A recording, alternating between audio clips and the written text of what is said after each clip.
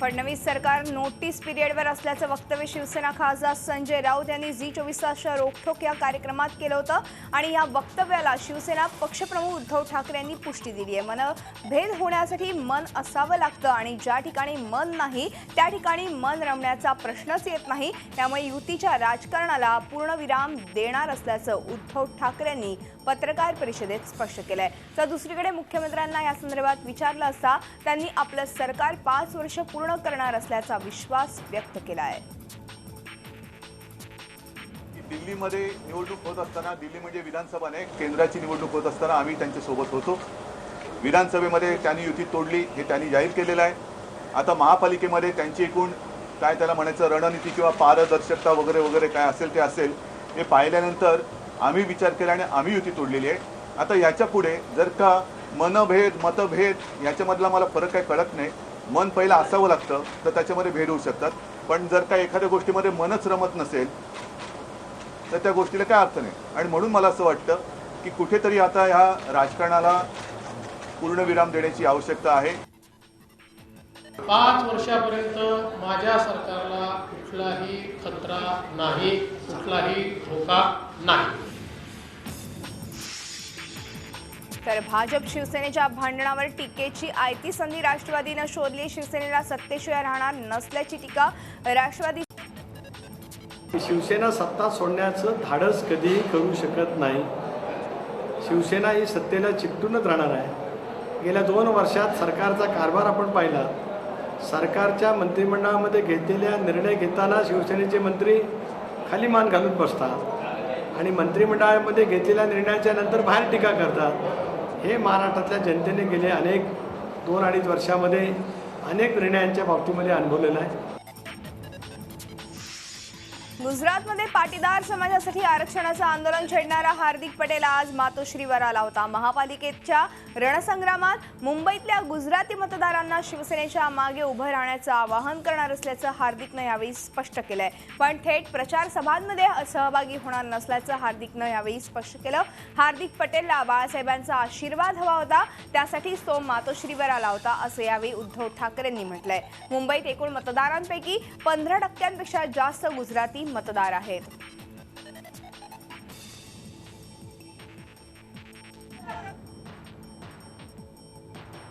अच्छे लोगों के साथ बैठकर अच्छे विचार दूसरों के साथ ले जा रहा, दूसरों को समझा रहा, इसलिए हम यहाँ पर आए थे। पॉलिटिकल विजन दोस्ती में नहीं होता या परिवार में नहीं होता। यहाँ पर जो आए वो दोस्त के नाते आए, प्रणाम करने के लिए आए थे और बड़ों के आशीर्वाद लेने के लिए आए थे, ताकि जो लड़ाई लड़ रहे हैं समाज हित के लिए, सामाजिक परिवर्तन के लिए और कुछ ऐसा राजनीतिक परिवर्तन जहाँ पर लोगों को न्याय दिला सके।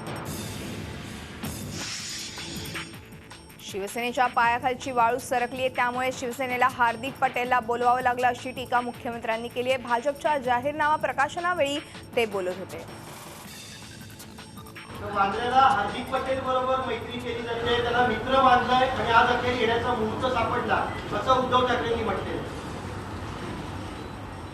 पायाखालची वाळू घसरली की कोणाकोणाला बोलावं लागतं हे बघून मला हार्दिक आनंद होतो आहे।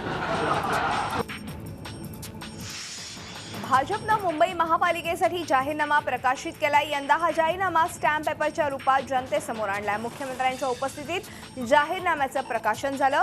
याही जाहीरनाम्यात पाणी, रस्ते, आरोग्य आणि सुविधांच्या सुलभीकरणावर भर देण्यात आलाय। पाण्याचे दर स्थिर ठेवणार आणि जोपर्यंत रस्त्यांवरचे खड्डे बुजणार नाही तोपर्यंत पथकर आकारणार नाही असं आश्वासन देण्यात आलंय। शिवसेनेनं मात्र खोदा पहाड निकला चुहा अशा शब्दात या जाहीरनाम्याची खिल्ली उडवली आहे। मुलुंड डम्पिंग ग्राउंड प्रकरणात उद्धव ठाकरेंचं आकृती बिल्डर सोबत सेटिंग झालंय। शिवसेना खासदार राहुल शेवाळ यांनीच हे सेटिंग करून दिलंय असा खळबळजनक प्रत्यारोप भाजप खासदार किरीट सोमय्या यांनी केलाय। झी24 तासवरील रणसंग्राम कार्यक्रमात दिलेल्या मुलाखतीत ते बोलत होते। उद्धव ठाकरेला मी आता विचारतोय, मान्यवर उद्धव ठाकरे, राहुल शेवाळे म्हणाले की किरीट सोमय्याने मुलुंडचं डम्पिंग ग्राउंड बंद करायचं सांगितलं कारण की बिल्डरचा साठेलोट। राहुल शेवाळे म्हणतात मुंबई हायकोर्ट ऑर्डर देते बंद, म्हणून हायकोर्ट आता चीफ जस्टिसचं साठेलोट। उद्धव ठाकरेंनी आता परवा लोटांगण घातलं। मी शब्द वापरतोय, उद्धव ठाकरेंनी लोटांगण घातलं मुलुंडमध्ये येऊन.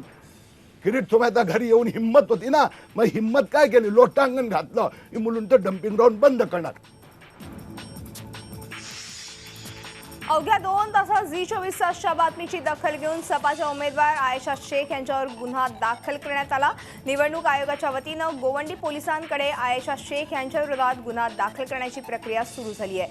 दुपारी 12च्या सुमारास गोवंडीत प्रभाग क्रमांक 140 मध्ये समाजवादी पक्षाच्या उमेदवार शेख आयशा पैसे वाटतानाचा व्हिडिओ झी24 तासवर आम्ही प्रसारित केला होता आणि त्यानंतर तातडीनं आयोगानं त्याची दखल घेऊन कारवाई करण्याचे आदेश दिले. या व्हिडिओमध्ये देवदर्शनासाठी एका ग्रुपला तिने 15,000 रुपये देत असतानाचा व्हिडिओ व्हायरल झालाय. दरम्यान आयशा शेख यांनी झी24 तासकडे दिलेल्या प्रतिक्रियेत आपल्यावरील सारे आरोप फेटाळून लावले आहेत. पुण्यातली महापालिका निवडणुकीची रणधुमाळी किती तापली आहे याचं उत्तम उदाहरण घोले रोडच्या निवडणूक कार्यालयात बघायला मिळालं. घोले रोडच्या कार्यालयात भाजपचे विद्यमान गटनेते गणेश बिडकर आणि मनसेचे माजी गटनेते आणि आता काँग्रेसवासी झालेले रवींद्र धंगेकर यांच्यात जोरदार हाणामारी झाली. अर्ज मागे घेण्याचा आजचा शेवटचा दिवस होता. काँग्रेसचे बंडखोर असलम बागवान उमेदवारी अर्ज मागे घेण्यासाठी आले होते. त्यावेळी धंगेकर बागवानांच्या बरोबर होते. त्याचवेळी बागवान तिथे आले आणि अर्ज मागे घेण्यासाठी दबाव टाकला जात असल्याचं बिडकरांनी म्हटलंय. काँग्रेसचा अंतर्गत प्रश्न असल्यानं बिडकरांनी हस्तक्षेप करू नये असं काँग्रेसच्या कार्यकर्त्यांनी म्हटल्यावर वाद वाढत गेला आणि गणेश बिडकर आणि रवींद्र धंगेकर यांच्यात हाणामारी झाली.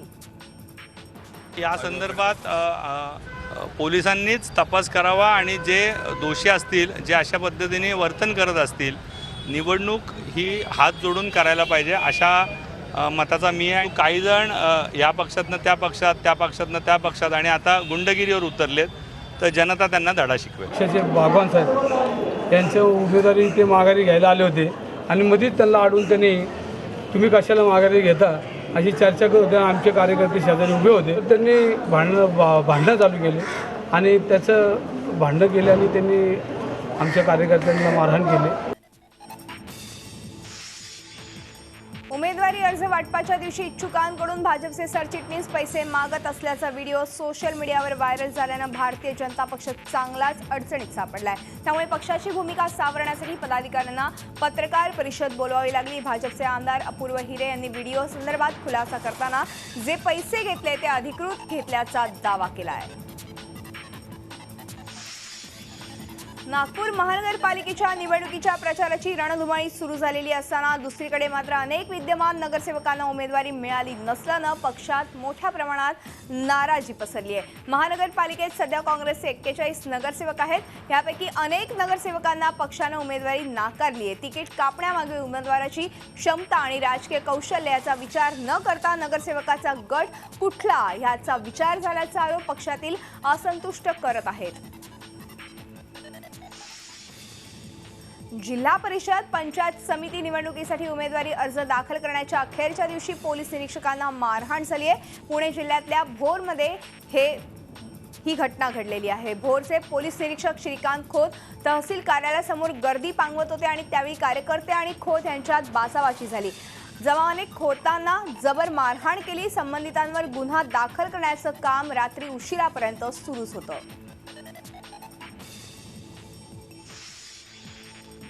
गडचिरोलीत माओवाद्यांनी निवडणुकीसंदर्भात बॅनरबाजी सुरू केली आहे. निवडणूक बहिष्काराचं आवाहन ते या बॅनरच्या माध्यमातून करतायत. सुरजागडच्या मुद्द्यावरून पालकमंत्री अमरीश आत्रामांवरही माओवाद्यांनी तीव्र शब्दांमध्ये टीका केली आहे. एटापल्लीनंतर राजाराम खानला आणि रायगट्टा भागात माओवाद्यांनी हे बॅनर्स लावले आहेत. महापालिकेच्या रणसंग्रामात सर्वच पक्षांमध्ये घराणेशाही पाहायला मिळते. एकीकडे आयारामांवर नाराज असलेले निष्ठावंत कार्यकर्ते आता घराणेशाहीमुळे हतबल असल्याचं पाहायला मिळत आहे. सोलापुरातही सर्वच पक्षांमध्ये हेच चित्र पाहायला मिळत आहे.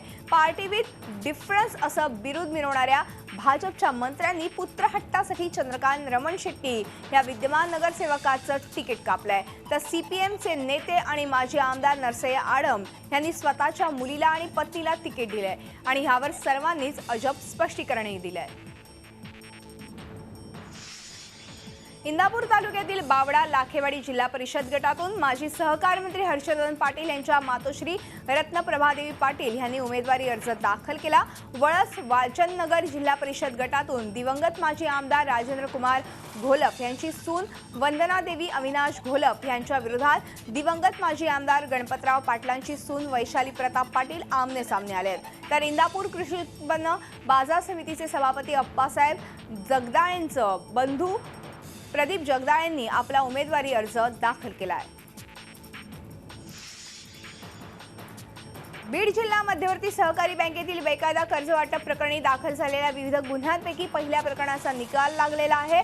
या गुन्ह्यात डीसीसीचे तत्कालीन अध्यक्ष राजाभाऊ मुंडे यांच्यासह 16 जणांना 5 वर्ष तुरुंगवास आणि 60,000 रुपये दंडाची शिक्षा ठोठावण्यात आली आहे। घाटनांदूरच्या शेतकरी सहकारी तेलबिया प्रक्रिया संस्थेला देण्यात आलेल्या कर्जाप्रकरणी ही शिक्षा ठोठावण्यात आली आहे। बीड जिल्हा मध्यवर्ती सहकारी बँकेनं 2009 मध्ये तब्बल 2,75,00,000 कर्ज दिलं होतं आणि हे कर्ज बेकायदा दिल्याचा ठपका ठेवत लेखापरीक्षणातील अहवालानुसार जिल्हा बँकेच्या तत्कालीन अध्यक्षांसह 8 संचालक आणि बँकेच्या बड्या अधिकाऱ्यांविरोधात गुन्हा दाखल झाला होता।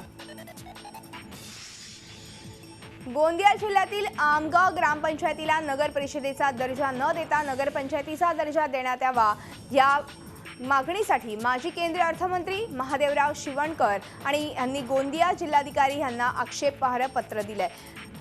महाराष्ट्र सरकारनं तालुक्यांचा विकास कारखान्यांसाठी 12 फेब्रुवारी 2015ला तालुका स्तरावरील ग्रामपंचायतीला नगरपंचायतीचा दर्जा दिला। आमगाव शहराची लोकसंख्या फक्त 10,000 असल्यानं आणि आमगाव शहरात उद्योगाची संख्या कमी असल्याने परिसरातील ग्रामपंचायतीचा समावेश करून नगर परिषद न करता आमगाव ग्रामपंचायतीला नगरपंचायतीचा दर्जा द्यावा अशी मागणी शिवणकर यांनी केली आहे। चंद्रपूरमध्ये स्कॉर्पिओ गाडीतून आलेल्या 7 ते 8 वाळू तस्करांनी वरिष्ठ वन अधिकारी आणि सहकाऱ्यांना बेदम मारहाण केली। या घटनेमुळे परिसरात एकच खळबळ माजली आहे। त्याची सर्व्हिस रिव्हॉल्वर हिसकावून त्याच्या जोरावर मी लाचखोर आहे असं लिहून घेत 2 तास इथे हायदोस घालण्यात आला।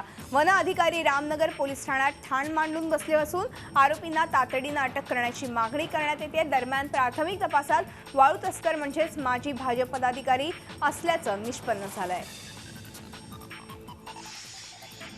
वैनगंगा नदीपात्रातील वाळूला विदर्भासह मध्य प्रदेश छत्तीसगडमध्ये मोठी मागणी आहे। त्यामुळे वाळू माफियांकडून मोठ्या प्रमाणात वाळू तस्करी सुरू आहे। ही तस्करी रोखण्यासाठी प्रशासनानं नदीपात्रात घाटांची निर्मिती केली आहे। घाटांच्या लिलावातून महसूल विभागाला कोट्यावधींचा महसूल मिळू लागलाय। बेकायदा वाळू वाहतुकीला आळा घालण्यासाठी ठिकठिकाणी चेकपोस्टही उभारण्यात आले। वाळू तस्करीवर नियंत्रण, ओव्हरलोड ट्रकवर दंड आकारणी ह्यासाठी चेकपोस्टवर 24 तास कर्मचारी आणि पोलिसांची नियुक्ती करण्यात आली आहे। सांगली जिल्ह्यातील आर्गमधील बनावट गुटखा कारखान्यावर छापा टाकण्यात आला। पुण्याच्या केंद्रीय उत्पादक शुल्क सूचना महानिदेशालय विभागानं छाप्याची कारवाई केली आहे। ह्या कारवाईत कोट्यवधी रुपयांचा गुटखा आणि मशिनरी जप्त करण्यात आली आहे। ह्या प्रकरणी 14 जणांना ताब्यात घेण्यात आलं आहे।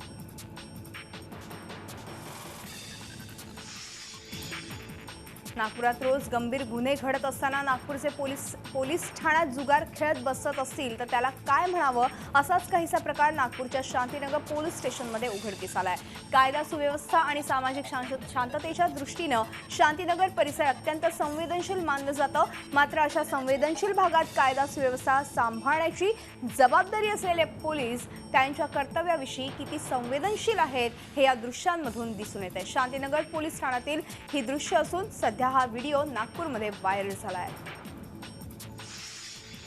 जळगाव जिल्ह्यातील असंघटित कामगारांना सरकारी नियमानुसार धान्य मिळावं, कामगारांना घरकुल मिळावं यासाठी तसंच इतर मागण्यांसाठी खानदेश कामगार संघटनेनं जळगाव जिल्हाधिकारी कार्यालयावर धडक मोर्चा काढला होता।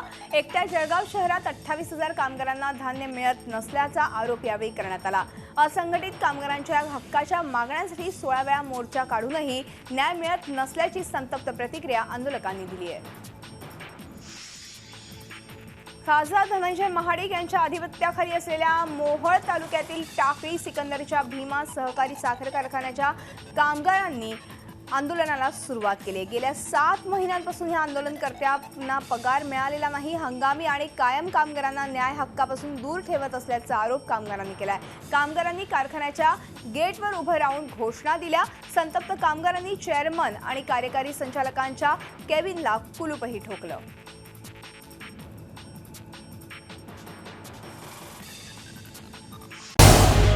झी 24 तास रहा एक पाऊल पुढे.